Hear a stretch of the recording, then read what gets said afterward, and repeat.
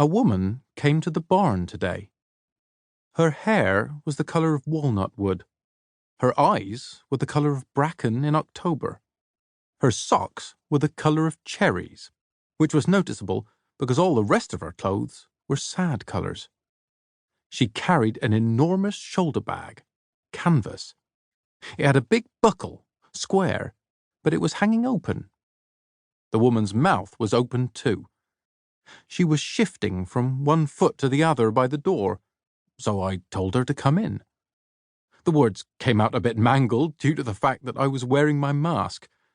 She asked what I'd said, so I took it off and also took off my earmuffs, and I said it again. She came in. Her socks were very red indeed. So was her face. "I'm sorry to be so rude, but I'm gobsmacked." She did look it, to be honest. "Did you didn't, did you? Make all these?" I told her yes. "Wow! I just can't believe it," she said, looking round. I asked her why not. "Well, it's not exactly what you expect to find in the middle of nowhere. I've been past the end of your lane so many times, and I just had no idea that all this was here." I put my earmuffs and mask on the workbench and informed her that, indeed, all this was here.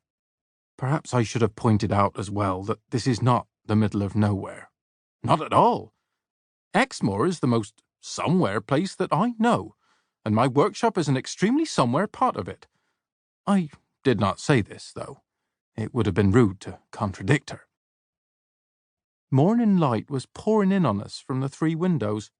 It outlined the sloping rafters. It floodlit the curls of wood shavings.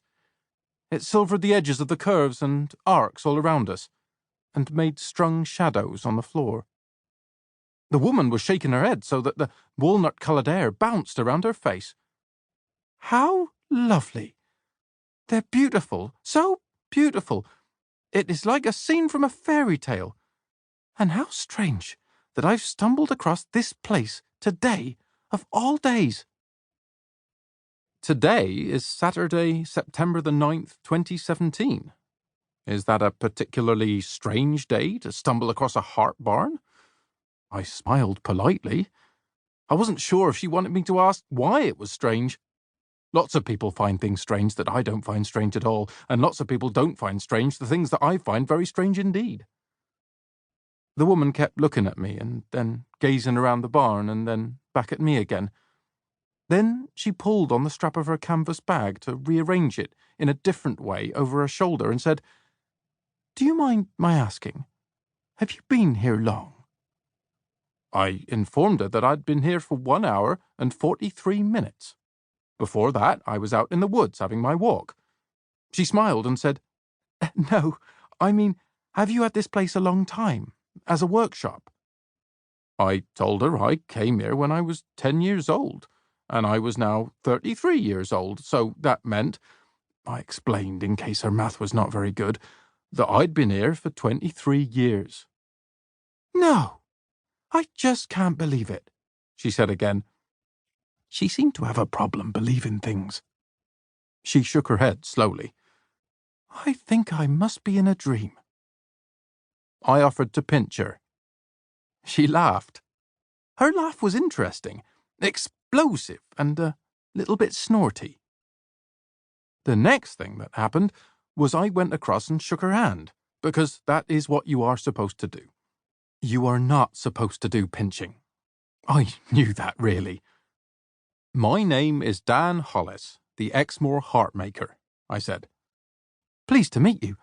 I'm Ellie Jacobs, the Exmoor housewife." Housewife does not mean you are married to a house.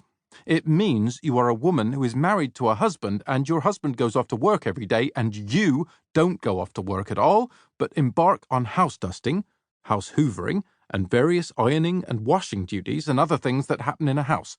And in fact, you aren't really expected to go out of the house at all, except to get yourself to a supermarket, and then you go up and down the aisles with a trolley and a list, looking sad. What a lot of things are embedded in that housewife word.